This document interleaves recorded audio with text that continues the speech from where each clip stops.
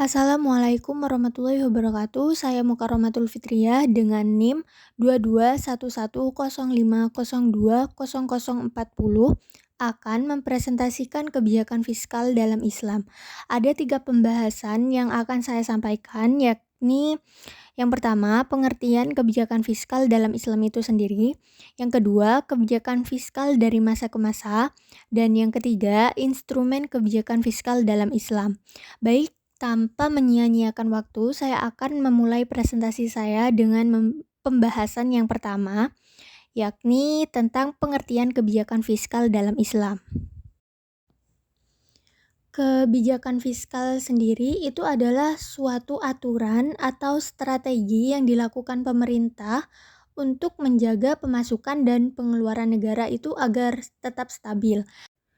Nah, dalam Islam sendiri, kebijakan fiskal itu merupakan suatu kewajiban negara dan menjadi hak rakyat, sehingga kebijakan fiskal bukanlah semata-mata sebagai suatu kebutuhan untuk perbaikan ekonomi maupun untuk peningkatan kesejahteraan rakyat saja, akan tetapi lebih pada menciptakan mekanisme distribusi ekonomi yang adil.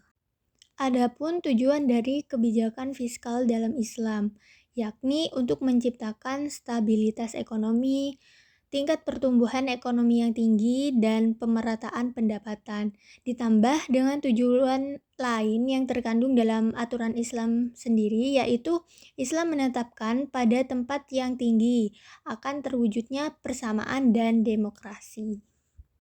Dilanjut pada pembahasan yang kedua, yakni tentang kebijakan fiskal dari masa ke masa.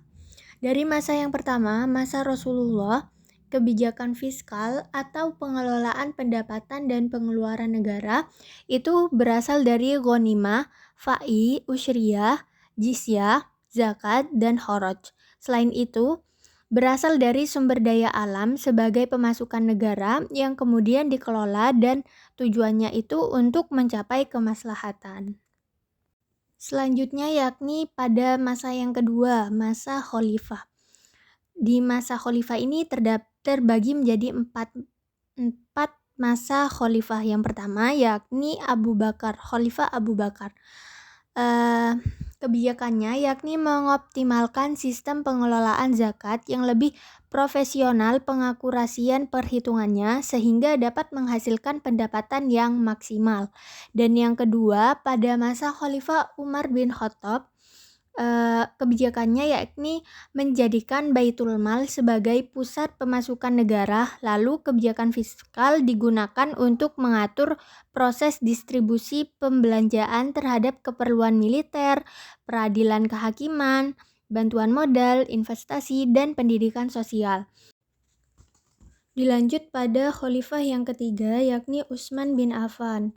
Beliau melanjutkan kebijakan fiskal dari Umar lalu digunakan untuk mengatur pertumbuhan produksi pertanian melalui pembangunan irigasi dan akses perdagangan.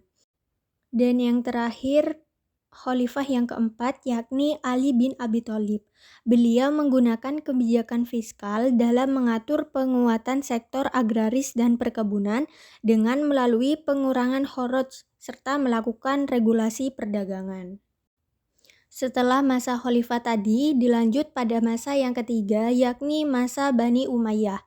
Fiskal pada masa ini ditujukan untuk menciptakan kesejahteraan secara merata dengan metode poverty atau kemiskinan dan full employment atau lapangan kerja penuh yang bertujuan untuk menghindari moral hazard atau penyimpangan moral.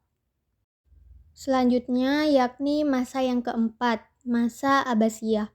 Kebijakan fiskal di masa ini itu berhasil menciptakan kesejahteraan, keamanan, kecerdasan, dan persatuan masyarakat yang baik.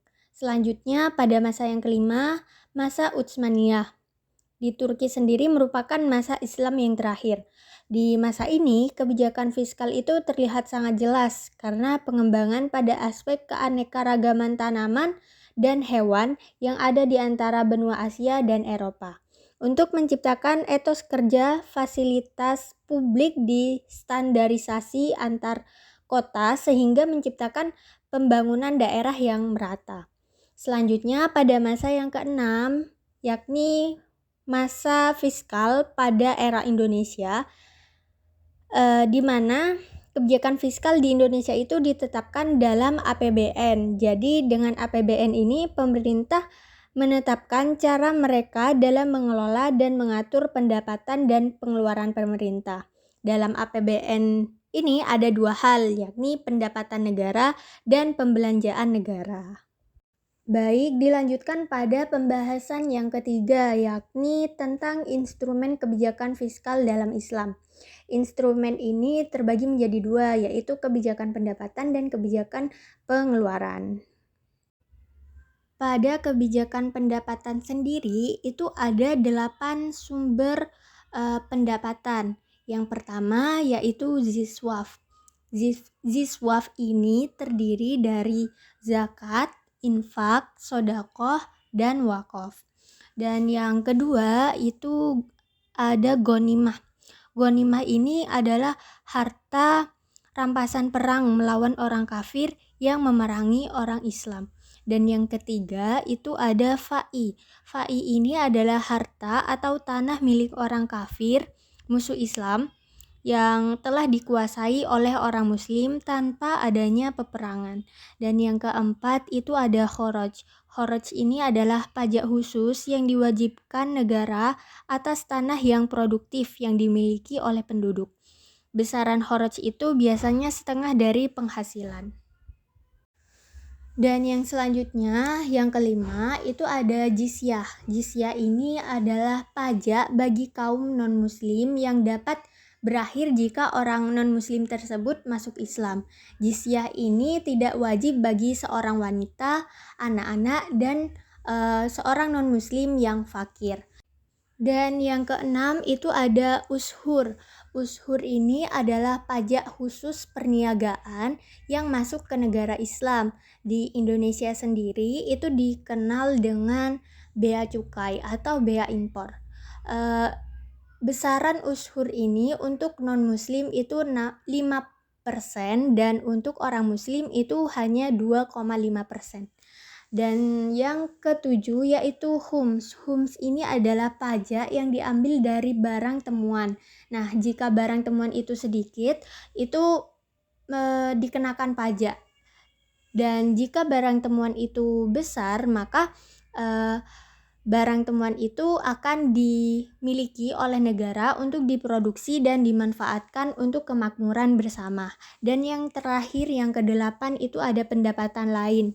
Pendapatan lain ini dapat berupa kafaroh atau denda, atau juga berupa orang yang meninggal tidak mempunyai pewaris. Selanjutnya pada kebijakan pengeluaran. Secara umum, pengeluaran negara di dalam Islam itu dibagi menjadi 3. Yang pertama yaitu belanja untuk kebutuhan operasional pemerintah yang konsisten. Kebijakan rutin pemerintah harus sesuai dengan asas kemaslahatan umum dan masyarakat.